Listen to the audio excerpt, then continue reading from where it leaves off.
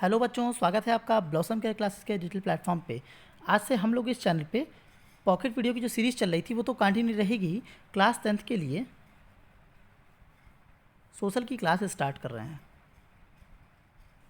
और ये सोशल की क्लास होगी सबसे पहले सब्जेक्ट जिसका नाम है हिस्ट्री से। हिस्ट्री के बेसिक कॉन्सेप्ट को आपको with the help of history और कॉन्सेप्ट के साथ में मैं समझाऊंगा। और एक बात की गारंटी मैं आपको अभी दे रहा हूँ, लेक्चर का फर्स्ट डे आज है, मैं आपको गारंटी दे रहा हूँ अगर आप मेरे सारे लेक्चर को ध्यान से देखेंगे तो आपको फिर सोशल में कभी कोई प्रॉब्लम नहीं होने वाली है। सारे कॉन्सेप्ट क्लियर हो जाएंगे और किस सीक्वेंस में पढ़ना है, किस तरह से पढ़ना है, वो सारी चीज़ें समझ में आ जाएंगी। और कैसे याद करते हैं, फिर क्वेश्चंस कैसे आएंगे, बोर्ड एग्जाम में क्या स्कोर कैसे करते हैं, क्योंकि जिन बच्चों को 98, 99 या 100 स्कोर करना है वो कैसे करेंगे। देखिए 80, 90 तो स्कोर आपके लिए ईजिली है, आप थोड़ी सी मेहनत पे कर सकते हैं, बट अगर आपको उसके ऊपर जाना है तो बहुत मेहनत करनी पड़ती है। तो मैं आपका स्कोर जो है 98, 99 या 100 कैसे होगा इसके ऊपर वर्क करने जा रहा हूँ।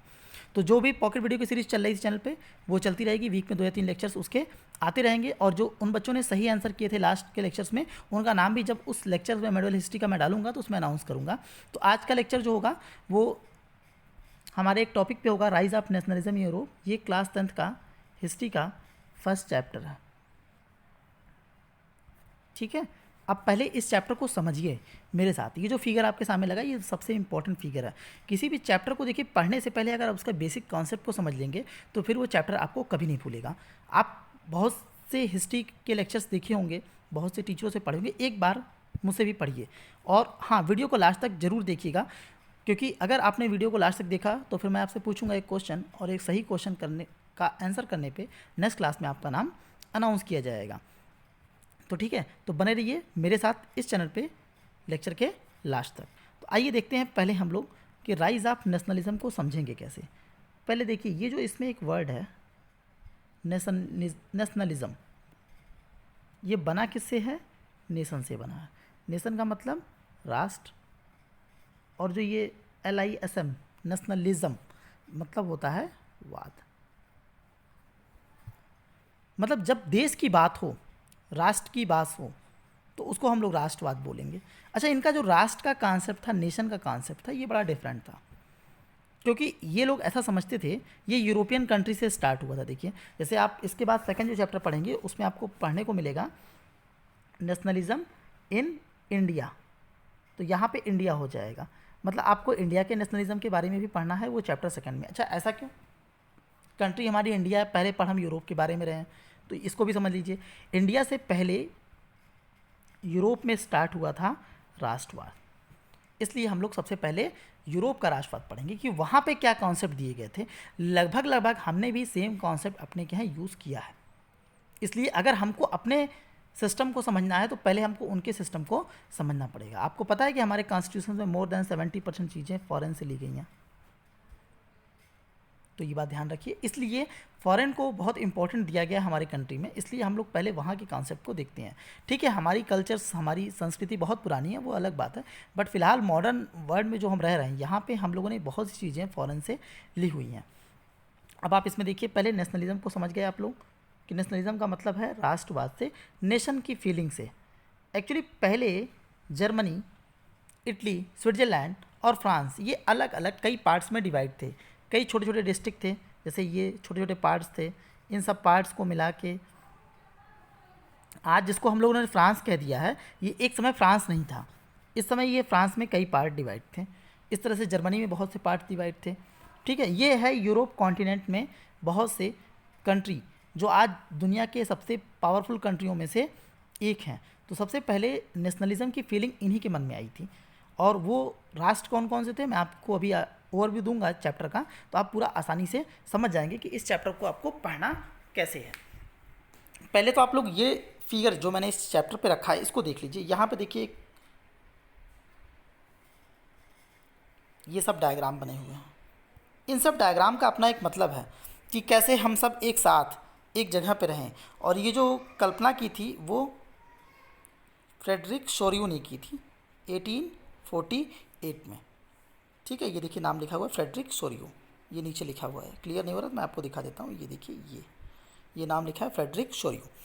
तो इन्होंने ही सबसे पहले इस तरह की चीज़ों का इमेजिनेशन किया था कि सब लोग मिलजुल के रहें आपस में, एक तरह की फीलिंग हो और एक ऐसा कंट्री हो जहाँ पे इस तरह की बातें हों, फ्रेटर्निटी की बात हो, लिबर्टी की बात हो, नेशनलिज्म की बात हो, वहाँ सब देश के नाम पे एक जगह इकट्ठा हो सकें, यूनाइट हो सकें। तो इस तरह की बात उन्होंने एक इमेजिनेशन दिया था। अच्छा, इस इमेजिनेशन में देखिए आप यहाँ पे डिस्क्रिप्शन में पढ़ेंगे, the dream of world wide democratic and social Republic. जब मैं आपको पॉलिटी पढ़ाऊंगा तो एक एक वर्ड का मीन्स बताऊंगा कि what is the mean of democratic, what is the mean of socialist, फिर रिपब्लिक कैसे समझते हैं आप। ठीक है, तो ये सारी चीज़ें आप समझेंगे, लेकिन आपको इसके लिए वेट करना पड़ेगा थोड़ा सा, क्योंकि क्लास वाइज यही लेक्चर हम लोग बना रहे हैं और सारी चीज़ों को अगर यहाँ समझा देंगे तो आपको फिर प्रॉब्लम होगी, क्योंकि लेक्चर बहुत लंबे हो जाएंगे। तो लेक्चर मुझे ज़्यादा लंबा नहीं करना होता है, तो बट ये पॉकेट वीडियो से लंबा चलेगा, तो 15 से 20 मिनट आपको देने पड़ेंगे, तभी ये सोशल समझ में आएगी। ये कोई आसान सा टॉपिक नहीं होता है कि मैं 10 मिनट में पढ़ा के आपको निकल जाऊँ। ठीक है, तो देखिए डेमोक्रेटिक पहले समझ लीजिए। ऐसी कंट्री, स्टार्ट थोड़ा शॉर्ट में बता देता हूँ। ऐसी कंट्री जिसमें कंट्री का जो हेड होता है वो अगर इलेक्ट होता है तो उस कंट्री को हम लोग बोलते हैं रिपब्लिक। कंट्री का हेड, इंडिया में कंट्री का हेड कौन होता है? प्रेसिडेंट, और प्रेसिडेंट का इलेक्शन होता है इंडिया में, इसलिए इंडिया क्या बोलते हैं? Republic country. और डेमो कंट्री का मतलब क्या हो जाए?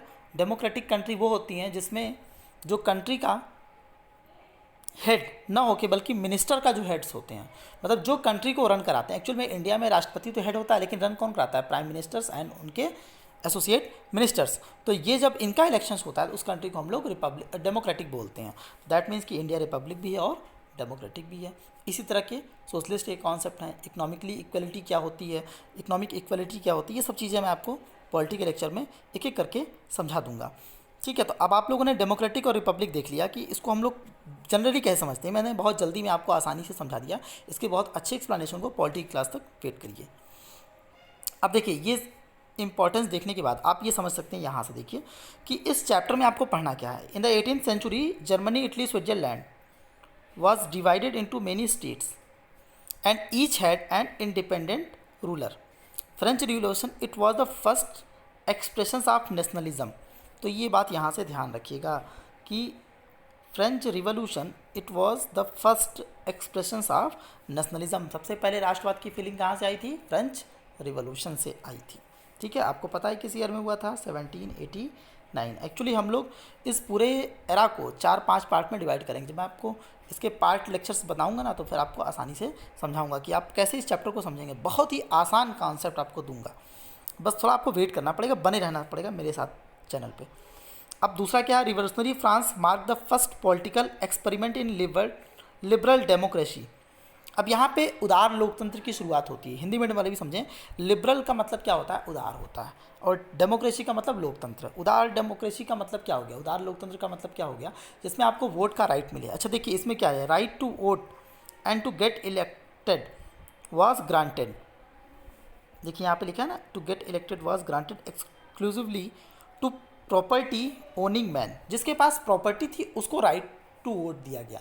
आज के समय में क्या है? सब किसी को राइट टू वोट का है।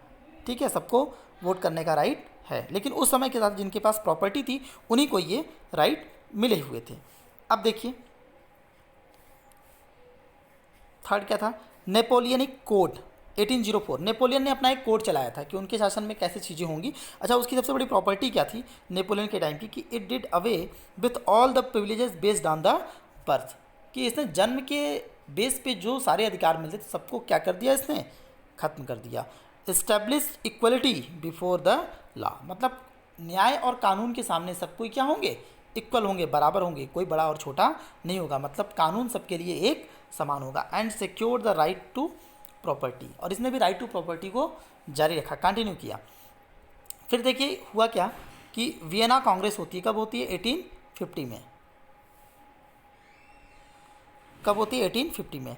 Representatives of the European powers, Britain, Russia, Persia and Austria. अच्छा, ये 4 कंट्रियों का नाम बहुत ध्यान से याद कर लीजिए आप, क्योंकि यही वो 4 कंट्रियाँ थीं जिसने वाटरलू के वार में चारों तरफ से घेर के नेपोलियन को पराजित किया था। नेपोलियन जल्दी अपना वार हारते नहीं थे और बहुत ही अजय सम्राट के नाम पे उनकी बात कही जाती है, और इसलिए नेपोलियन को इन चारों कंट्रियों ने चारों तरफ से घेर के उनकी युद्ध हारने में अहम भूमिका निभाई थी, इन चारों कंट्रियों ने।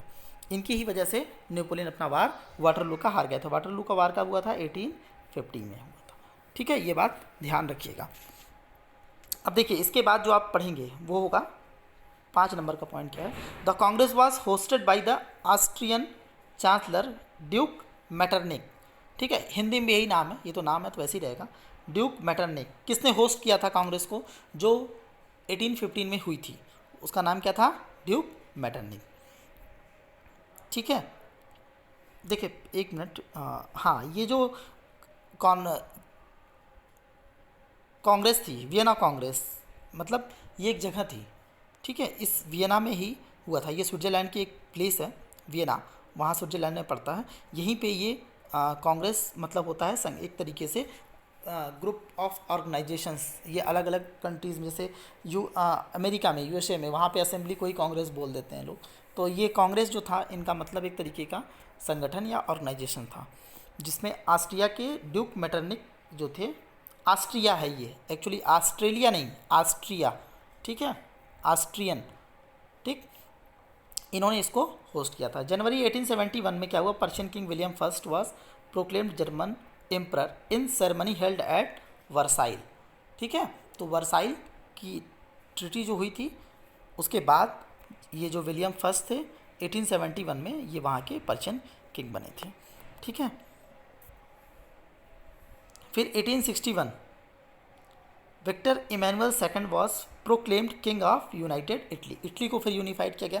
अच्छा, इन सब में सबकी एक हिस्ट्री है, ये सब अलग अलग पार्ट में बनेंगे कि जर्मनी के जो एम्परर थे वो कैसे बने थे, जर्मनी का यूनिफिकेशन कैसे हुआ था, ये मिलिट्री बेस पे हुआ था। फिर इटली का यूनिफिकेशन कैसे हुआ था, ठीक है, ये भी मिलिट्री के बेस पे और वहाँ के सोशल लोगों को मिला के हुआ था। फिर इसके बाद आप देखेंगे कि women had from their own political associations, founded newspapers and taking part in political meeting and demonstrations. Despite this, they were denied suffrage right during the election of assembly. Suffrage क्या होता है? Right to vote, RTV, इसी को क्या बोलते हैं? सफ्रेज, vote करने का अधिकार। अभी भी इनको इस बात के लिए मना किया गया था, काफ़ी हद तक वुमेन को एम्पावर्ड किया गया था। और ये सब चीज़ें हम लोग जब देख रहे हैं तो ये एरा है 1870 तक का। ठीक है, यहाँ तक सारी चीज़ें हम लोग समझेंगे, क्योंकि 71 के बाद जब जर्मन के एम्परर बन जाते हैं वहाँ से चीज़ों को हम लोग छोड़ देते हैं और आगे बढ़ जाते हैं। फिर तो यहाँ तक देखेंगे, कहाँ से स्टार्ट करेंगे? फ्रांस के रिवॉल्यूशन से 1789। अच्छा, ये आप 9th क्लास में पढ़ चुके हैं, तो इसको मैं ज़्यादा पढ़ाना नहीं है, आपके सिलेबस में भी ज़्यादा नहीं है। हम लोग बेसिकली थोड़ा थोड़ा कॉन्सेप्ट करके देखेंगे, फ्रांस को ब्रेक करेंगे 3 से 4 पार्ट में और वहाँ से आसानी से समझ लेंगे। तो इसके लिए आपको पार्ट 1 पार्ट 2 का वेट करना पड़ेगा, जहाँ मैं इन सारे टॉपिक्स को क्लियर कर। तो देखिए यहाँ पे हम लोगों ने यहाँ तक कॉन्सेप्ट को देख लिया है, इस चैप्टर को। अब आपको मैंने इस चैप्टर में बता दिया कि नेशनलिज्म क्या होता है। नेशनलिज्म नेशन से बना हुआ है, मैंने समझा, एक बार फिर से मैं आपको समझा दे रहा हूँ। जो छोटे छोटे पीसेस थे स्टेट्स के, डिस्ट्रिक्ट के, इन सब पीसेस को मिला के एक किया गया, जिसको हम लोगों ने क्या वर्ड दिया? नेशन। ठीक है, तो ये नेशन जो है ये कई छोटे छोटे पार्ट्स, कई स्टेट्स और डिस्ट्रिक्ट का कम्बिनेशन होता है। बट यूँ ही नहीं हो जाता, इन सारे स्टेट्स में रिलीजियस, कल्चर और लैंग्वेज के बेस पे एक समानता देखी जाती है, एक कॉन्सेप्ट देखा जाता है कि जो इन सब में एक कॉमन सा होता है फिनोमेना। इसी से बनता है क्या? नेशन। और नेशन से क्या बनता है? नेशनलिज्म। जब नेशन की फीलिंग आए तो वही क्या है? नेशनलिज्म होता है। और ये पूरा डिटेल एक्सप्लेनेशन नहीं, डिटेल एक्सप्लेनेशन के लिए आपको नेक्स्ट क्लास का वेट करना पड़ेगा। तो इस चैप्टर में हम लोगों ने ये सारी चीज़ें देख ली कि नेशनलिज्म क्या था, और ये सबसे पहले कहाँ पे आया था? यूरोप में। यूरोप में भी किस में आया था? फ्रेंच रिवॉल्यूशन में आया था।